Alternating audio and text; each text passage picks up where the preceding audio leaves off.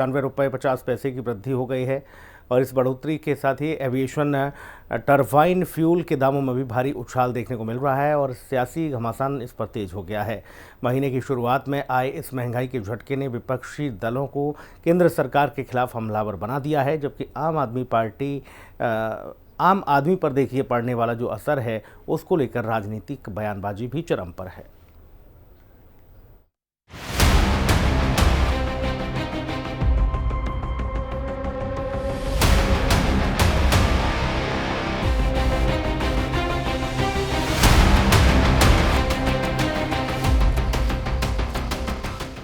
सभी राजनीतिक दलों ने केंद्र सरकार पर हमला तेज कर दिया है।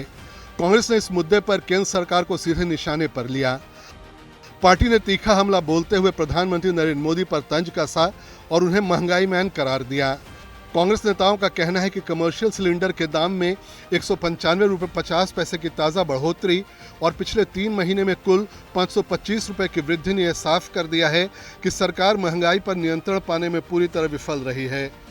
पार्टी ने आरोप लगाया कि साल के अभी 9 महीने बाकी हैं और वसूली का यह सिलसिला जारी रहेगा।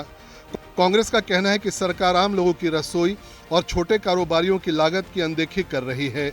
इससे होटल रेस्टोरेंट उद्योग पर सीधा असर पड़ा है। ये तो आपदा में अवसर खोजने वाली सरकार है और ये ब्लैक मार्केटियर्स और होर्डर्स की सरकार है।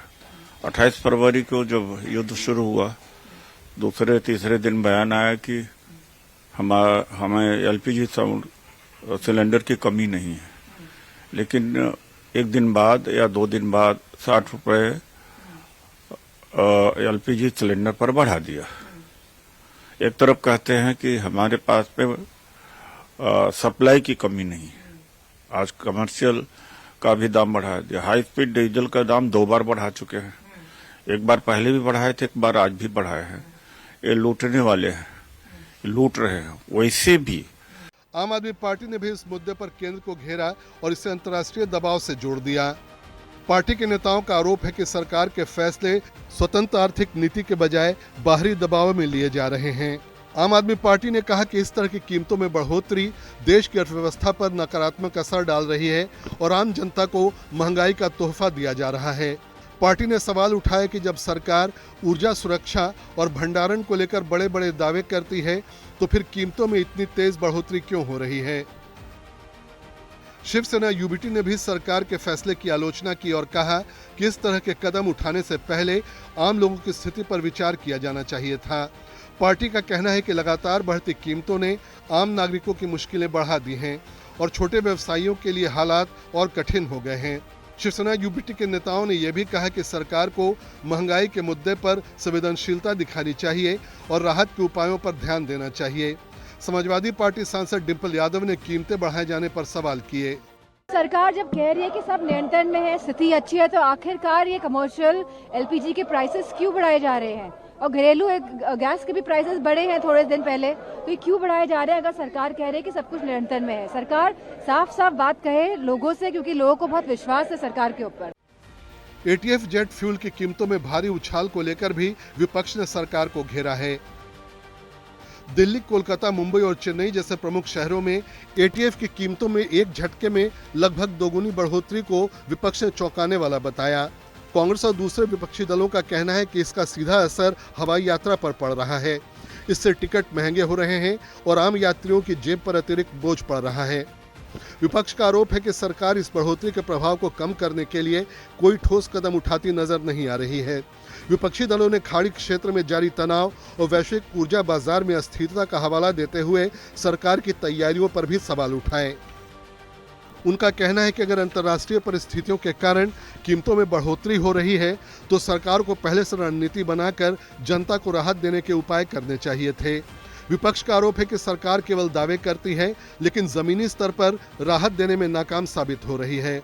राजनीतिक बयानबाजी का दौर यही नहीं थमा। कई विपक्षी नेताओं ने सरकार की खामोशी पर भी सवाल उठाए। उनका कहना है कि इतनी बड़ी कीमत वृद्धि के बावजूद सरकार की ओर से स्पष्ट और ठोस प्रतिक्रिया सामने नहीं आई है। इससे लोगों में असंतोष बढ़ रहा है। बीजेपी नेताओं का कहना है कि खाड़ी में जारी युद्ध के कारण पूरी दुनिया में महंगाई बढ़ी है, जैसे ही पेट्रोलियम पदार्थों की आपूर्ति सामान्य होगी, दाम कम हो जाएंगे। इस तरह से मैं कह सकता हूं कि पूरे विश्व में, खाड़ी देशों में, पश्चिमी एशिया में जिस तरह से युद्ध चल रहा है और युद्ध के संकट में भी पूरे विश्व ने डीजल, पेट्रोल और गैसों के दाम बढ़ाए हैं।